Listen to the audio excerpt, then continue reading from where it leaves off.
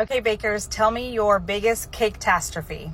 I'll go first. So a few years ago, I delivered a wedding cake to a venue that I had been to a million times. This venue had a lot of different options for setting up the cake, but this time the wedding cake was being set up on the stage. So I set the cake up on the stage. It was on a 6-foot table. It was kind of a rectangular table on the stage.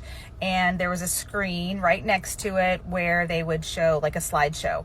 I set the cake up. It was like an hour or so before this ceremony, and then I left. So the next day I got a message from one of my vendor friends telling me that my cake had landed on the floor.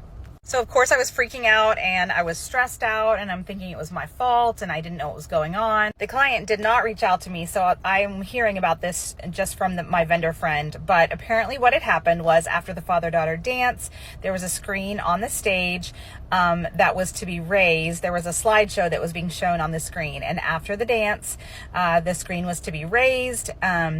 And as that screen was being raised, it caught on the lip of the table, and the table tilted, and my cake just slid right off that table and landed on the ground.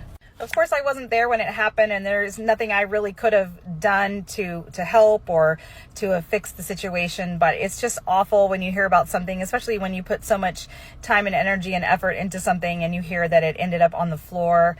And of course, I feel so bad for the bride and her family, but that is definitely the biggest cake-tastrophe that I've ever been a part of.